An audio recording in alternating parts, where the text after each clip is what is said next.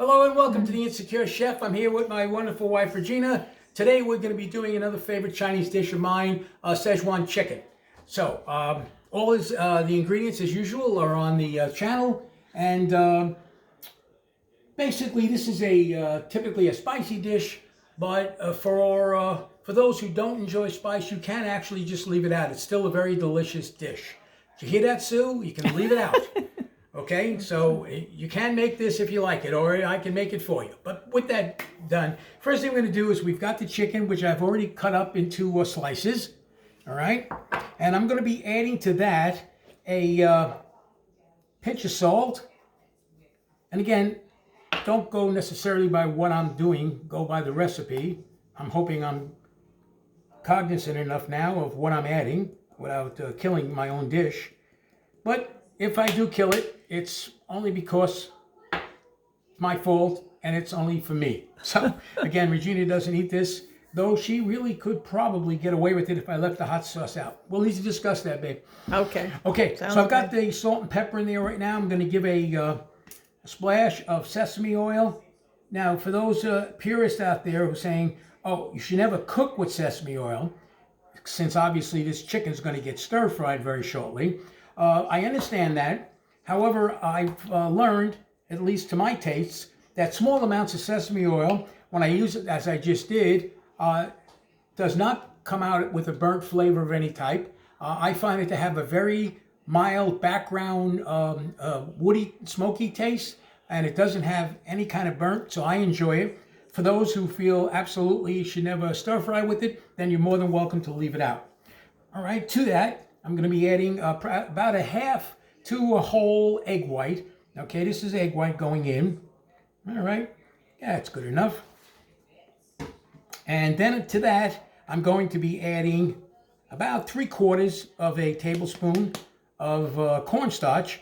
But you'll see that the cornstarch really is also a personalized thing. But I think, that might be enough. And with that, I'm going to mix this up. Let me get some water running because I'm going to need to rinse my hands shortly. I'm going to mix this up right now. All right, just like this. And you're going to go through this basically until essentially most of the cornstarch has kind of disappeared. All right. You'll see now it's becoming a kind of a paste. There we go.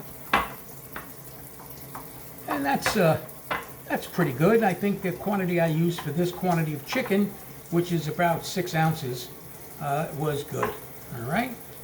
Now let me just do again my quick rinse of my hands, even though my fingers are going to go back in the chicken shortly. All right. And then just to finish this off, I'm just going to put a little canola oil in.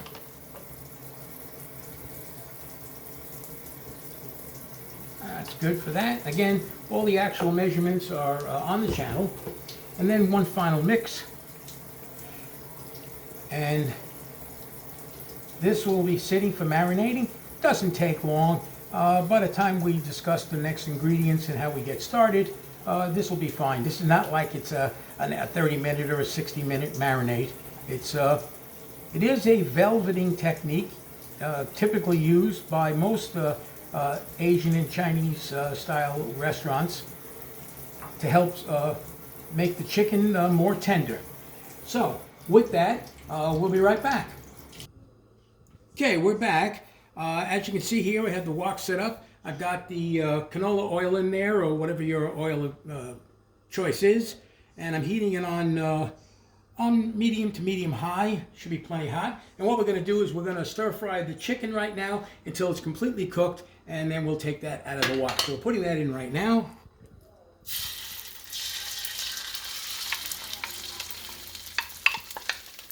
Yeah, and what you should do is, initially especially, is to move it around.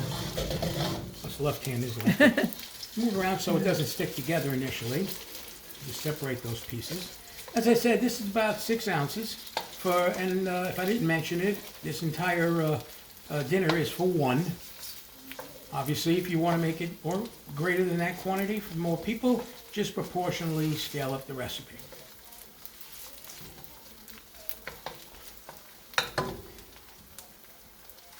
There, we'll do it.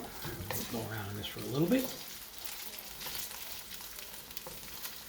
And in this step, since the chicken will only get put back in at the end just to warm it a bit, you want to make sure that the chicken is completely cooked at this step. Other recipes, sometimes there'll be considerable more cooking of the protein at the back end, and therefore you don't have to go full blown on the front end, but in this case, that's what will be required.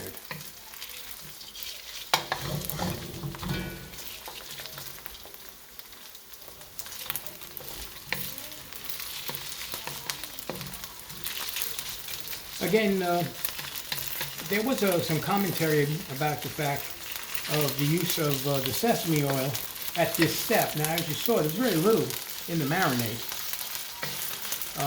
And I have had very good luck with it, and I enjoy the flavor. It's a very mild background flavor. Some people might not even notice. But yes, it is definitely true. If you try to stir fry your entire protein in sesame, that's not a good idea, because the sesame oil will burn, and you'll have a very unpleasant burnt taste and smell. So it's a matter of how you want to handle it. If you're doing what I'm doing here, just be cautious of the quantity you use. If you'd rather not take that chance, then just leave the sesame out of this step.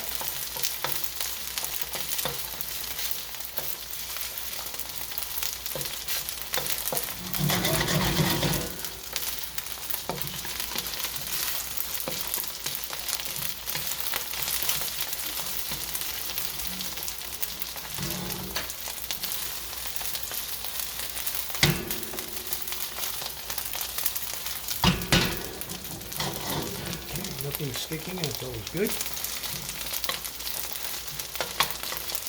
And, it's funny because Chinese recipes get a bad rap from a lot of folks that it uses too much oil and it's nothing but soy sauce and salt. In reality, that's not really true. If you stay to the more time-honored general recipes, you'll find it's not what you think. Now, I'm not saying it's low sodium by any means, but it's certainly not as bad as it gets made out to.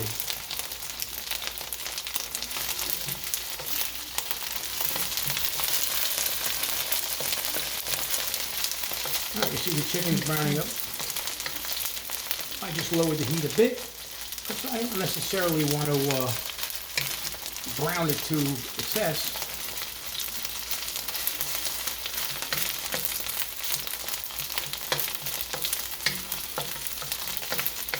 For those who are super cautious, you could always stick a thermometer in one of the thicker pieces of the chicken to see if you reach the 165 degrees, the safe level for raw chicken.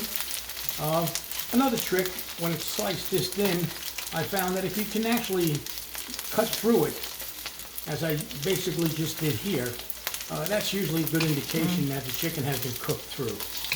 So we're just going to give this another moment, and it'll come out. All the pieces are indeed separated.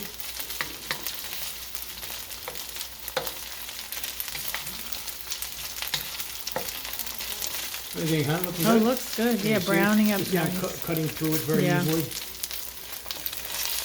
You see that cut right in half? Yeah, I don't see any pink. There really shouldn't be any. Okay, I'd say we're just about done with that. I'm going to move this now over to a plate.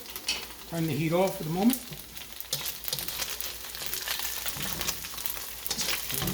It'd be easier if I did this. Yeah. Much simpler. There you go. All right, we'll get that out of there, and then we'll work on the vegetables. All right, now that the chicken has been removed, I've lowered the heat down to about medium, and I'm going to throw in our garlic and our ginger. And again, please go to the channel and look at the actual quantities, ingredients. The recipe is written so that it will hopefully be palatable to most people. I make things slightly different for myself because sometimes I like more garlic or more heat or whatever. So please don't necessarily watch the quantities I'm doing. Read them off of the channel. All right, so garlic's going in. And now ginger. I didn't have any fresh ginger, so I had to use powder. Alright, just gonna give that. This won't take long at all. 15-20 seconds. You don't want to burn the garlic. Okay. What goes in now is all the vegetables. So here go the onions and mushrooms. Here go the red and green peppers. And here goes the carrots and celery. And we're going to stir fry this baby up. Now, as soon as it's covered with a little oil, we're going to be adding the shaoxing cooking wine, the Chinese cooking wine. If you don't use alcohol, you can certainly use white grape juice or even apple juice, or simply leave it out if it's not important to you. The shaoxing wine does have a very nice flavor, even in small quantities, but certainly I'm a big fan of the white grape juice. I've been using it for a long time, and I enjoy the background flavor. Again, it's very subtle, but it does have value. Okay. The shaoxing wine gone in. A little soy sauce.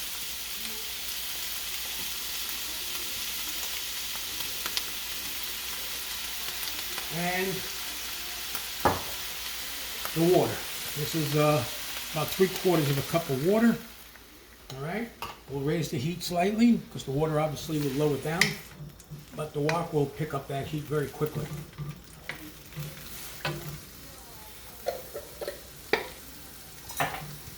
Clean up here a little bit. A little housekeeping while that comes back up to temperature.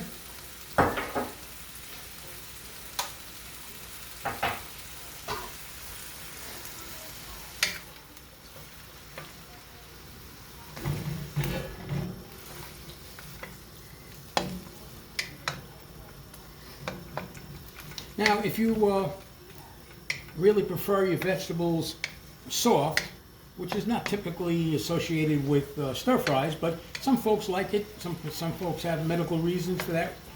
You can always put a cover over this. They make covers for woks, or if you have a large regular cover, you could use it, and that will help steam them.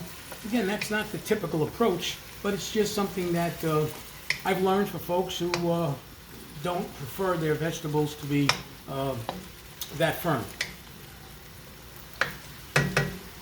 All right, we're going to let that stir fry up a little bit.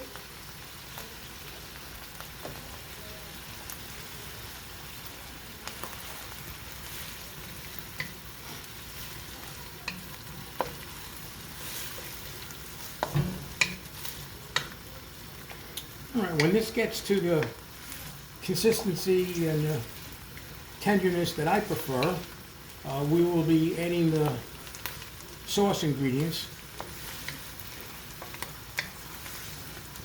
And then once that's complete, we'll add the chicken back in, warm it all up, and we'll be ready to go. So we'll be back as soon as I'm done sauteing these. All right, we're back now on top of that. We're now going to make the sauce on top of that thing. So with that, in goes the oyster sauce.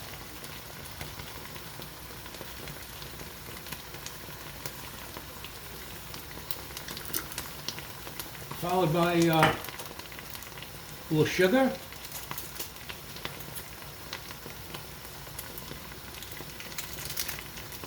On top of that, just a little of the white pepper. You could use black pepper if you don't have white. A little sesame oil.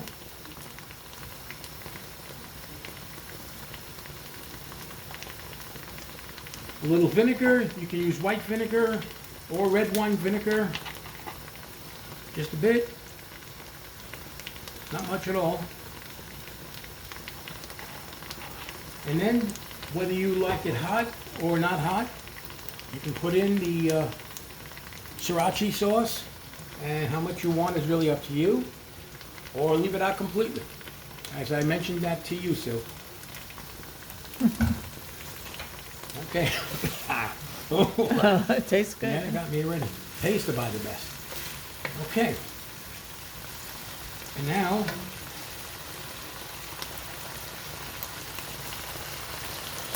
we're going to add back the cooked chicken. Excuse me. We add back the cooked chicken now.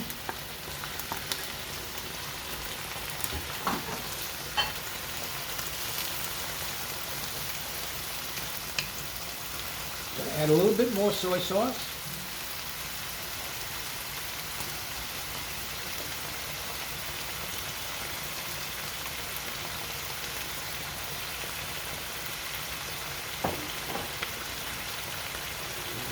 Let that continue to cook up a little bit.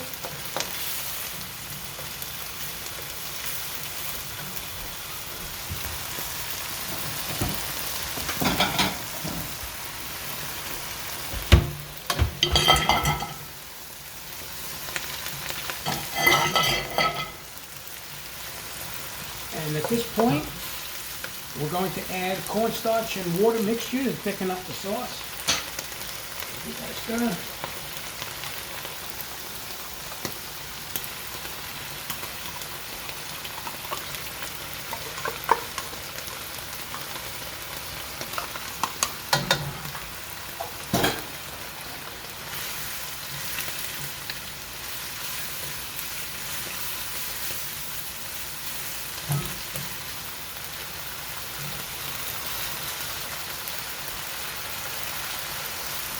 And we're just going to let this cook up until we get to the thickness that you prefer.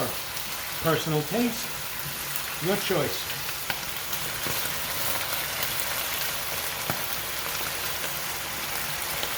I'll lower that now. And my serving dish over here.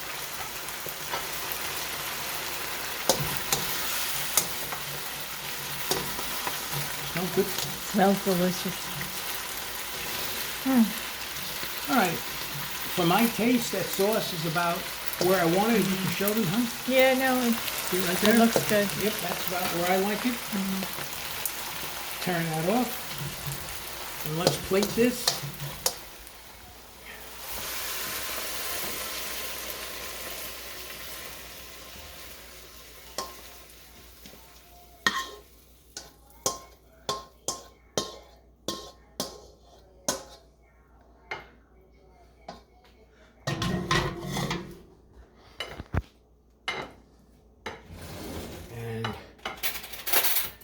Looking mighty tasty. And there you have it. Szechuan chicken. Looks beautiful. And as always, I'm going to take a taste. I say as always, I only started doing that. I mentioned it in several videos that I was scolded that I wasn't tasting what I was cooking. And Looks we're very 100% hot. right. Yeah. Unfortunately, one of the problems I have in doing that is it's so hot that I'm going to sit there and instead of telling you how delicious it is, I'm going to be going ooh, ah, ee. But we'll do the best we can.